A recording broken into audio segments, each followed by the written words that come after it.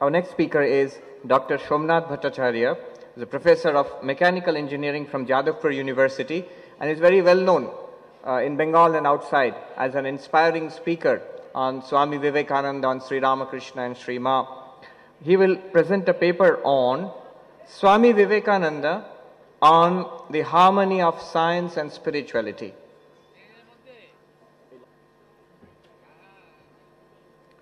Revered Swami Gautamananda Ji Maharaj, Vice President Maharaj, General Secretary Maharaj, all distinguished speakers on the stage, monks and brahmacharis, Matajis and brahmacharinis, and the learned audience. As you just now heard, the theme is Swami Vivekananda on harmony of science and religion, that is spirituality. Sometimes I think that we, associated with classes and delivering lectures, sometimes just like that pass views on a subject, but Swami Vivekananda talked on this particular subject of science and spirituality or religion. But it's not that he's just like that passed some views. He was very passionate about it. Possibly every one of us present here know that he had very useful interactions with one of the celebrities of his time, scientific celebrities called Nikola Tesla. A little known, a little less discussed episode of his life is that with Ajit Singh, the famous Raja of Khetri, where Swamiji instructed Ajit Singh to set up a laboratory on the top floor of his palace, equipped with a microscope and a telescope, and Swamiji instructed the young Raja. The Raja was young, and to him Swamiji was like the elder brother, the advisor and guru in one. Now Swamiji advised the Raja, or rather instructed the Raja on the basics of astronomy, as the biography goes.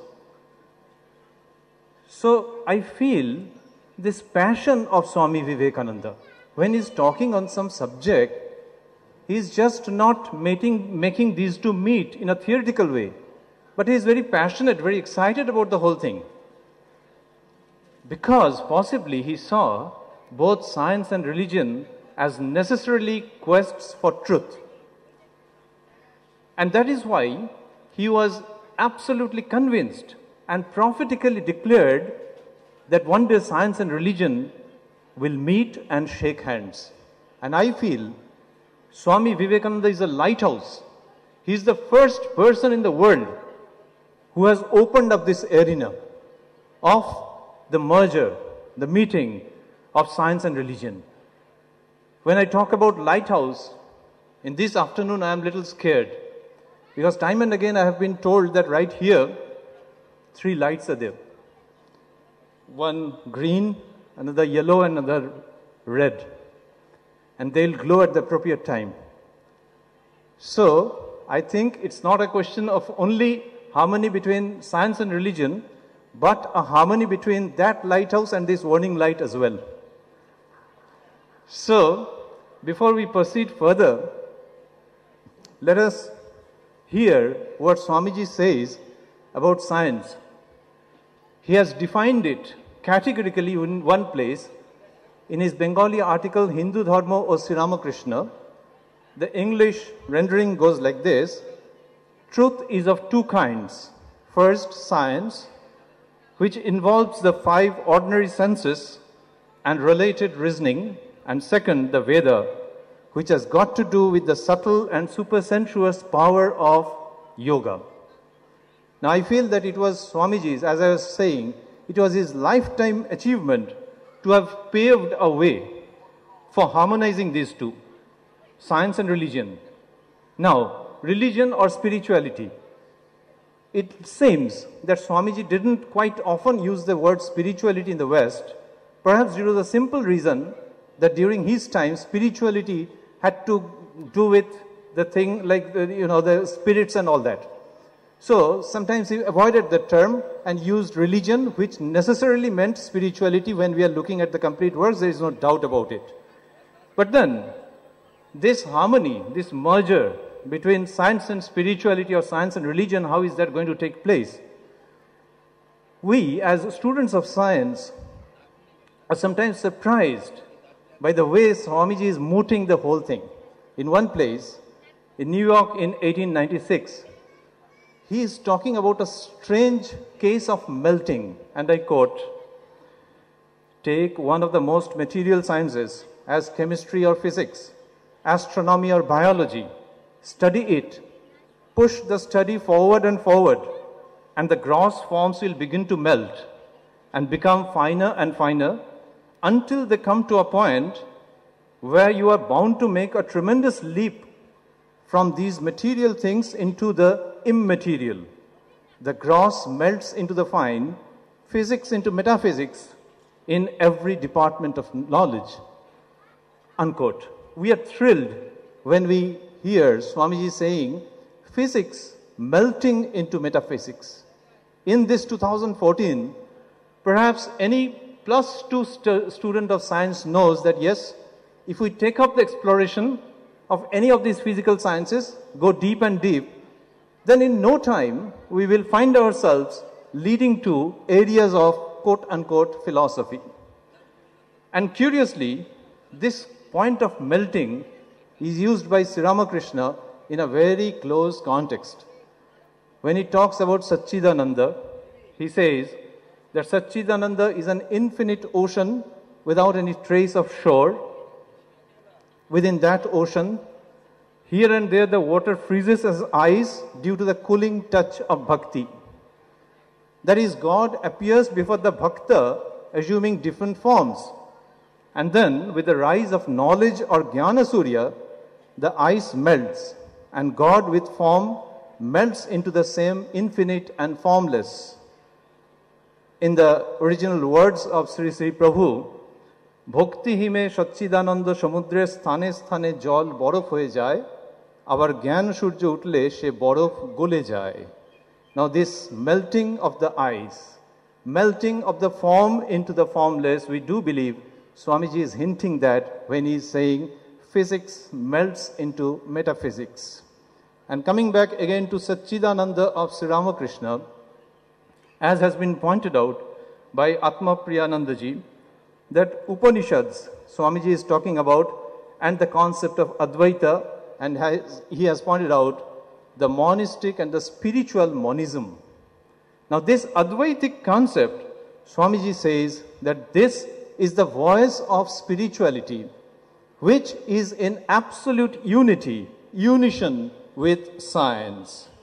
And he was upholding this case of Advaita, as we say, he was championing this case of Advaita like anything. And it's amazing that in 1893, that is 121 years back, he was presenting a paper on Hinduism. Now that is, in a way, unthinkable, that not a paper on the physical sciences, but a paper on Hinduism, and there Swamiji is talking about science and the goal of science. That is why we feel that he is very passionate. He's just not theorizing. It comes deep from the heart. So in 1893 at the Chicago Parliament, the only written paper on Hinduism presented by Swamiji, he says that he talks about scientific Advaita. He says that the goal of all sciences is to find out one single thing under which everything can be spoken of. Like chemistry will not proceed when it finds one thing, one element out of which everything can be made. And there, Swamiji points out that it's religion doing the same thing, which is trying to find one constant basis of this ever-changing world. Now, when we talk of TOE, theory of everything in science, we feel that yes, this is called prophetic utterance. Swamiji in 1893, he is talking about the basic characteristic of science, that it is trying to find out, it is trying to pronounce one single thing under the umbrella of which everything else will come and feel comfortable. The brilliance of Swami Vivekananda doesn't end there. When he talks about Advaita, he shows, he underlines in at least 2 places of complete works, we find a beautiful elucidation of this point, that why Advaita is scientific. Swamiji says, I mean, when I say why Advaita is scientific, that is to me it sounds a little less than what Swamiji emphasized. He says that Advaita is absolutely scientific to the core because of 2 reasons. One is that scientific processes are necessarily inductive in nature. They travel from the particular to the general, and that is the case of Advaita.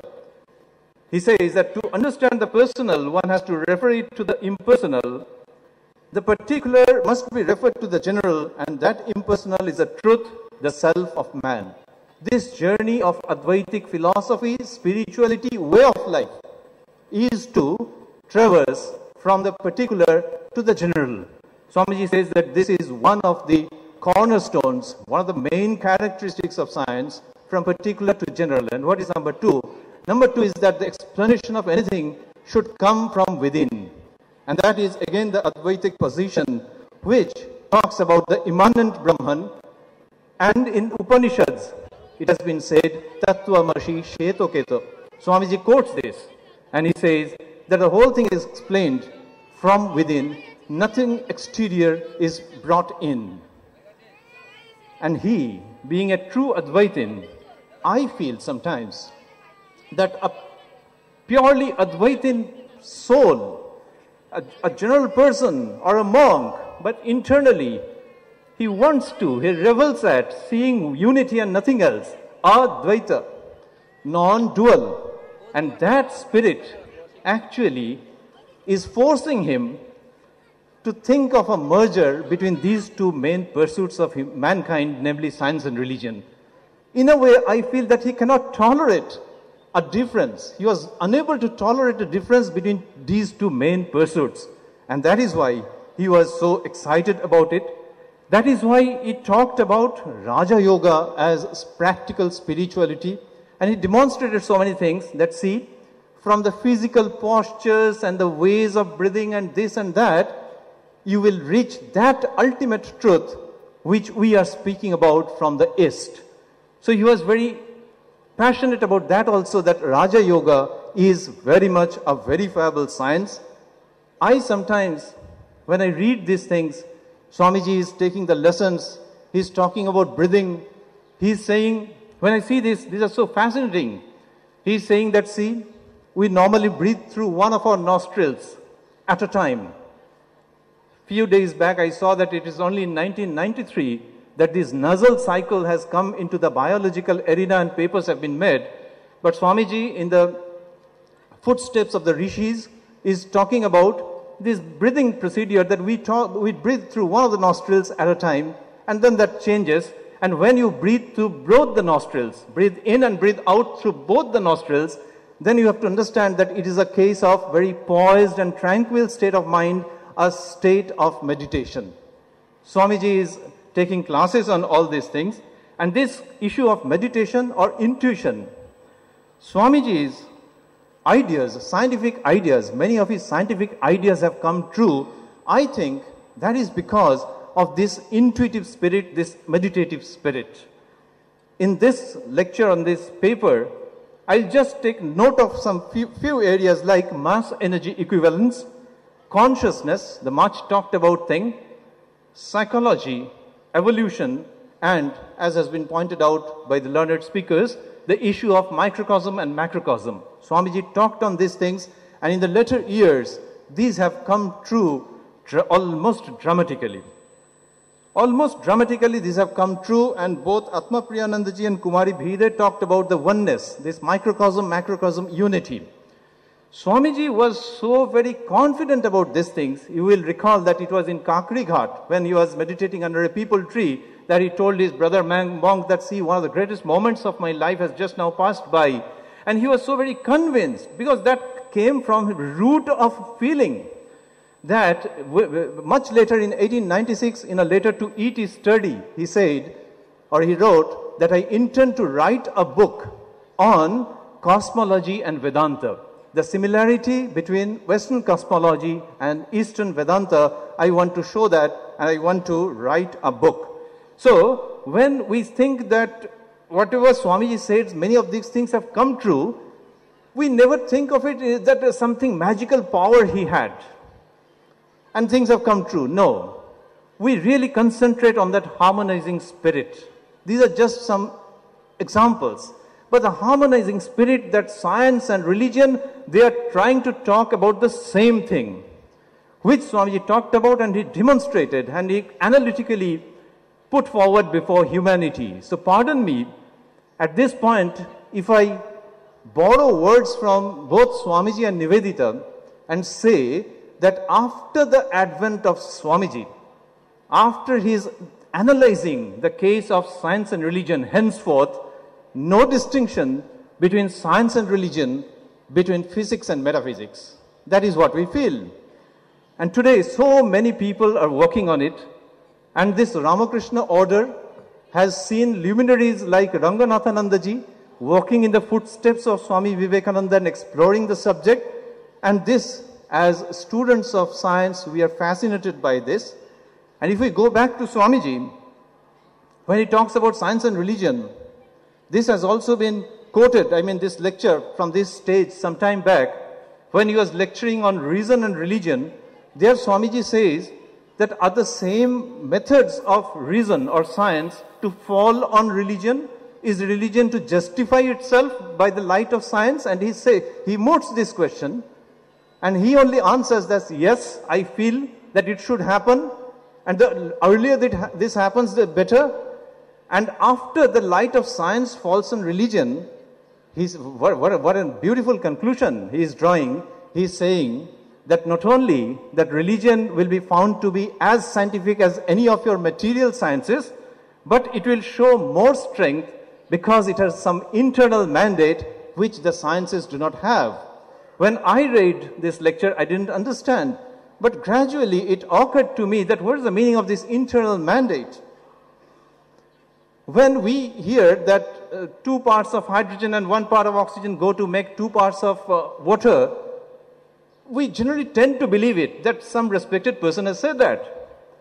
But from within, no, can't say. And tomorrow, if someone says that no, it's not 2:1, it's 1.995:1, then possibly we'll jump and we'll tend to believe that, oh yes, this is a great scientific discovery. On the other hand, when religion or spirituality says that, look, if you are a man or woman, within yourself, there is a sexless self which is ever pure and which is ever blissful, then we tend to believe that, yes, this is true. And that is the internal mandate Swamiji is talking about. That this verification comes from within. So this is of a different type. And there, in a way, he places the supremacy of spirituality, but again in a harmonizing spirit. And when we come to this question of internal mandate, we are reminded again of that Upanishadic truth of the Atman inside, which is all blissful. And there, scientifically, well, this whole thing converges, is the internal kingdom. And when we talk about that, 2 palpable outputs are there. One is that, well, if it has to be accepted that there is a same self, continuous chain of existence, then there is no reason for so much of friction being generated in the society. If we think of that one single existence, then possibly we will be lessening, if not eradicating, friction from our day-to-day behavior and relations and society. That is number 1. And number 2, we do have reasons to love others. We do have reasons, not only sentiments, but we have reasons to love each other. So the question of religion and spirituality lights up when we think of this internal being, Atman and Brahman, and the equality and one grand existence. Then it comes to the message of love. So one has to think of, so Swamiji is bringing in this equation, that external science and internal science, which Ranganathanandaji used to quote quite often, the external science and internal science. And we feel that what he talked about in Raja Yoga, that you breathe through 2 nostrils, and that indicates a very poised state of mind. Swamiji has taught us to breathe through two nostrils called science and religion. Usually we breathe through any one at a given point of time. We try to speak scientifically, otherwise at other times we come to the temple and we think we have become spiritual, but Swamiji is teaching us to breathe simultaneously through both of these and lead a higher life. And near the end, we quote his grand statement where he says, "We want today that bright sun of intellectuality joined with the wonderful infinite heart of love and mercy. This union will give us the highest philosophy. Science and religion will meet and shake hands. Poetry and philosophy will become friends. This will be the religion of the future. And if we can work it out, we may be sure that it will be for all times and peoples." Finally, I am once again reminded of that beautiful scenario, Raja Ajit Singh and Swami Vivekananda. Today, Ajit Singh is no more, but we love to believe that Swamiji is there. By his side, that young Raja is not there, but the whole of humanity is there. And Swamiji, by the whole of humanity, is standing like the elder brother, like the friend, like the advisor, like the guru, and through a telescope. This is not that material telescope, but this is the telescope of harmony. He is showing us that future, possibly not a very distant future. Swamiji is showing that future where there will be a beautiful blend, beautiful harmony, beautiful coexistence between science and religion, head and heart, chemistry and compassion, and of course, logic and love. Thank you.